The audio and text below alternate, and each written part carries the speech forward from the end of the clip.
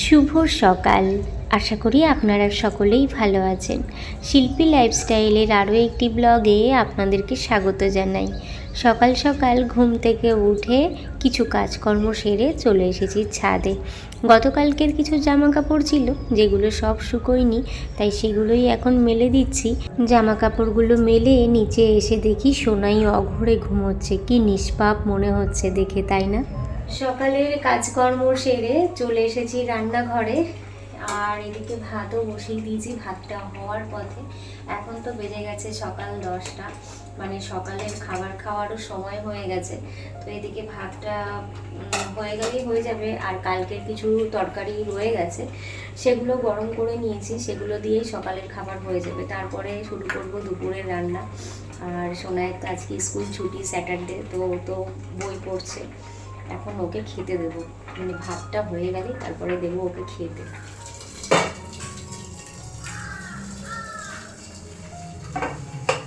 সোনাইকে দিয়ে দিয়েছি সকালের খাবার, ও এখন টিভি দেখতে দেখতে এটাই খেয়ে নিচ্ছে। এখন রান্না করব মটরশুঁটি শাক, তো তার জন্য একটু বেগুনটাকে ভেজে নিচ্ছি। আর রান্না করতে করতে এর মধ্যে দেখি গ্যাসটাও ফুরিয়ে গেছে। কি আর করা, বাড়িতেও কেউ নেই, আর প্রত্যেকবার তো আমাকেই এই গ্যাস ফুরিয়ে গেলে লাগাতে হয় গ্যাসটা আবার। কিন্তু ওই নখটা না আমি খুলতে পারি না, খুব কষ্ট করে খুলতে হয়। তো হঠাৎ করে দেখি খুলে গেল, কিন্তু আমার হাতে একটু লেগেছে। তো আর কি করা যাবে, হাতে লাগলেও কিছু করার নেই, নিজের কাজটা তো নিজেকেই করে নিতে হবে, কে আর করে দেবে। দিদি আসবে হচ্ছে সকাল, এখন আসে 7টায়। 7টায় এসে প্রথমে আমার এখানে আসে, আমার এখান থেকে আবার যায় 2-3টের বাড়িতে, মানে আমাদের বাড়িতে। তো সেই সব জায়গায় কাজ করে লাস্টে আবার যখন আমার এখানে আসে তখন তার নাকি অনেক দেরি হয়ে যায়। আমি 12টা বাজিয়ে দিই প্রতিদিন বাড়ি যেতে যেতে, তাই তো। তার প্রত্যেক দিন বাড়ি যেতে 12টা বেজে যায় শুধু আমার এখানে আসার জন্য। আমার এখানে না আসলে তার 12টা বাজলো না। 12টা তো এমনিই কবে বেজে গেছে, আমার জন্য 12টা বাজার কি আছে। আমার 12টা দেখো কিভাবে বাজছে, এখনো বেলা 12টা বেজে গেছে, আমার রান্না হয়নি। কড়াইতে মাছ ভাজছি, এই মাছগুলো কালকে ইনি কেটে দিয়ে গেছে। এই যে কড়াইতে এখন মাছ ভাজা হচ্ছে, পুঁটি মাছ। অনেকদিন পরে পুঁটি মাছ খাবো। এদিকে এই যে এখানে পুঁটি মাছ ভাজা হচ্ছে, আর পুঁটি মাছ ভাজা খেতে কিন্তু ভীষণ ভালো লাগে। আমি গরম গরম দুটো পুঁটি মাছ খেয়ে দেখলাম, দারুণ লাগছে খেতে। সোনাইকেও দিয়েছি। সোনাই, কেমন লাগছে? টেস্টি না? সোনাইও খাচ্ছে পুঁটি মাছ ভাজা, আমিও খাচ্ছি। এই যে ছোট ছোট মাছগুলো খেতে কিন্তু অসম্ভব টেস্ট লাগে, কিন্তু ওই যে সেগুলোকে কোটা বাছা এগুলো করতে গেলে সময় লাগে, তো সেই কারণে খাওয়া হয় না খুব একটা। আমার এইসব মাছ আনা হয় না, কারণ ওই যে কাটতে হবে, কুটতে হবে, হ্যাঁ অনেক টাইম লাগবে, সেই কারণে। তো এই দিনকে দিদি কুটে দিয়েছে বলেই এই মাছগুলো আসলে খেতে পাচ্ছি, নত খেতে পারতাম না। আর এই মাছগুলো না আমিও কিন্তু কিনিনি, গতকালকের ব্লগেই দেখিয়েছি। এই মাছগুলো অ্যাকচুয়ালি মানে দিদির হাজব্যান্ড দাদাই ওদের বাড়ির জন্য কিনেছিল।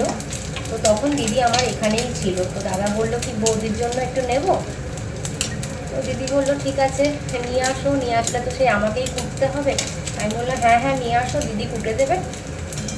তো দাদাই পাঠিয়েছে, তো সেইগুলো দিদি কুটে দিয়েছে বলে আজকে এই পুঁটি মাছগুলো খেতে পাচ্ছি। আমার খুব ভালো লাগে ভাজা পুঁটি মাছ খেতে, কিন্তু ওই কোটার ভয়তে না রান্না হয় না।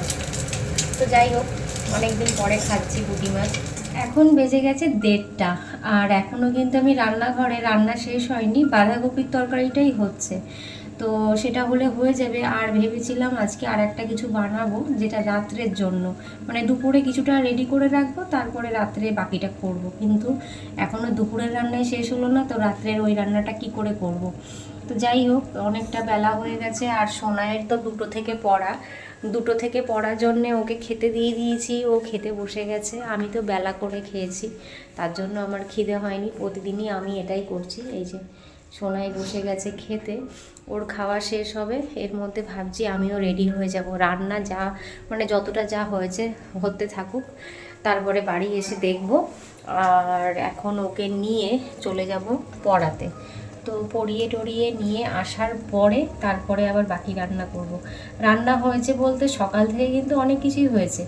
ভাত করেছি, আগের দিনের যা তরকারি ছিল সেগুলো গরম করেছি, মটরশুঁটি শাক করেছি, যেটা এবার প্রথম করলাম মটরশুঁটি শাক, আর করেছি পুঁটি মাছের ঝোল আলু বেগুন দিয়ে, আর এখন চিংড়ি মাছ দিয়ে বাঁধাকপিটা রান্না করছি, এখনও সেটা হয়নি। এর মধ্যে আমার মা ফোন করলো, মা বলছে আজকে দাওয়াদশী, তো মা বলছে একটু আয়, আমি ফ্রাইড রাইস করেছি আর আলুর দম করেছি, তো সোনাই না খেলে মনটার মধ্যে কেমন একটা করে, তুই একটু এসে নিয়ে যা। মানে মা বলতে চাইছে সোনাইকে পড়ার ওখানে পৌঁছে দিয়ে আমি যেন বাড়িতে যাই, গিয়ে একটু মায়ের ওখান থেকে খাবারটা নিয়ে তারপরে এসে সোনাইকে নিয়ে বাড়িতে আসবো। তো জানি না কি করব, মাথা পুরো হজবরলা হয়ে যাচ্ছে, কোনটা ছেড়ে কোনটা করবো। সারাটা দিন কিন্তু আমার এরকমভাবেই যাচ্ছে, মানে কি বলবার, প্রতিটা দিন মানে কোনো দিনই রেস্ট পাচ্ছি না, প্রতিদিন একই রকম অবস্থা। তো এখন দেখি বাঁধাকপিটা কত দূর, যত দূর হয় হবে, হতে থাকবে, তারপরে বাকিটা বাড়িতে এসে করব। আর বুঝতেও পারছি না দেখি বাড়িতে যাব কি যাব না, একটু দমনা করছি, মানে ভাবছি কি করা যায়, দেখা যাক কি করা যায়। রেডি হয়ে গেছি, আর এইখানে রান্না, এই যে রান্না কড়াইতে একটা ঢেকে রেখে যাচ্ছি, সেটা হচ্ছে বাঁধাকপির তরকারিটা এখনও কমপ্লিট হয়নি, সেটাকে ঢেকে রাখলাম। আর এখানে থালাতে আছে কিছুটা মশলা, ওই যে অন্য আর একটা জিনিস বানাবো সেটার জন্য এখানে মশলাটা ঢেকে রেখে গেলাম। বাড়িতে আসার পরে তারপরে আবার ওগুলো করব। বাড়িতে আসতে আসতে 3:30 থেকে 4:45 বাজবে। চলুন তাহলে এখন বেরিয়ে পড়ি। চলে এসেছি বাড়িতে, আর এই যে দিদুন কিন্তু শুয়ে আছে রোদ্দুরে কি সুন্দর করে, যেটা আমার আর সুযোগ হয় না, আমি তো শুতেই পারি না। আঙুলে কি হয়েছে? আঙুলটা কি হয়েছে, ব্যথা? একটু পরেই চলে যাব। আসার সাথে সাথে মা খাবার দিয়ে দিয়েছে, ফ্রাইড রাইস। এটা কি শাক দিদা, কি শাক? ফ্যাসারির শাক। ফ্যাসারির শাক মানে কি ছোলার শাক? না না, ও একরকম আছে, এই শাকটা খাই না। আর আলুর দম, এখানে রয়েছে পায়েস, মিষ্টি, আর ওটা কি লুচি? এগুলো কে করেছে, তুমি? অল্প করেছি ঠাকুরের জন্য, শুধু ঠাকুরের জন্য করলেই তো আমরা পেয়ে যাই। হ্যাঁ। তো এখন এইগুলোই খাওয়া দাওয়া সব হয়ে গেছে, এখন বাড়ি যাব। তো এই যে চলে যাচ্ছি বাড়িতে। কবে যাবা? যাব কদিন পরে যাবে, এখন যাবে না, গরমকালে যাবে। গরমকালে গেলে নাকি কারেন্টের বিলটা বেশি উঠবে, ফ্যান চালাতে হবে, তো তাই জন্য গরমকালে যাবে, শীতকালে যাবে না।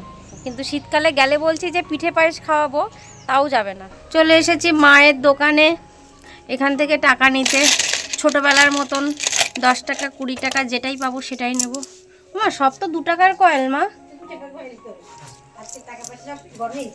2 টাকার কয়েন নেবো, এই যে সব খুচরো পয়সা, 2 টাকা 1 টাকা। এখন এগুলো নিয়েই মনে হচ্ছে আমার যেতে হবে।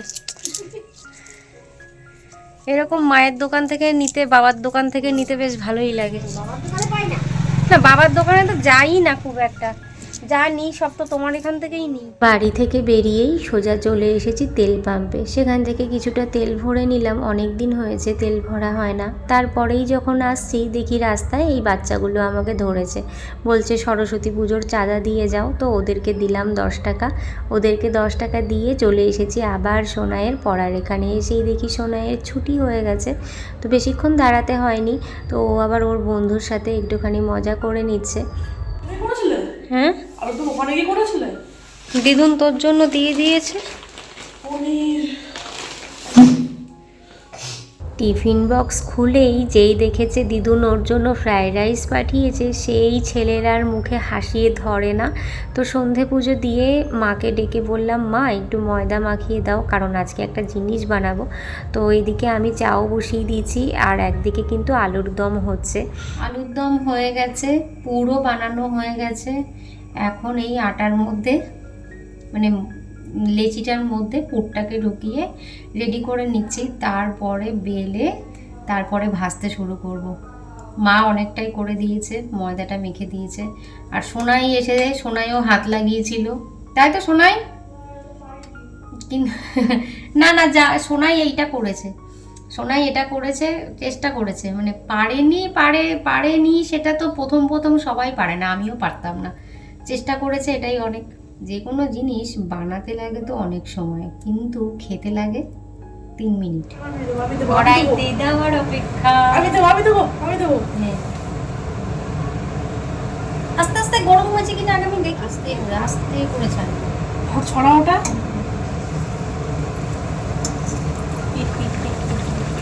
এদিকে এবার আমি সবগুলো পুরি বেলতে লাগলাম, আর সোনাই ভাজতে শুরু করলো। মানে একটু একটু হেল্প করতে ওর খুব ভালো লাগে।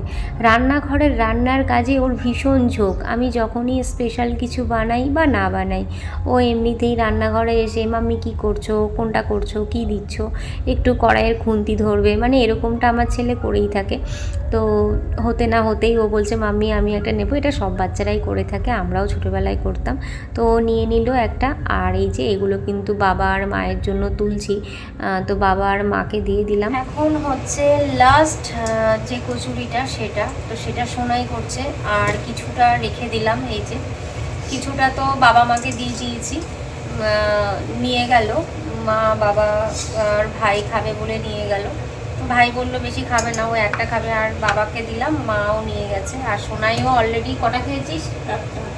অলরেডি সোনাই একটা খেয়েছে, কিন্তু আমি এখনো পর্যন্ত একটাও খাইনি। খেতে কেমন হয়েছে সেটা বল।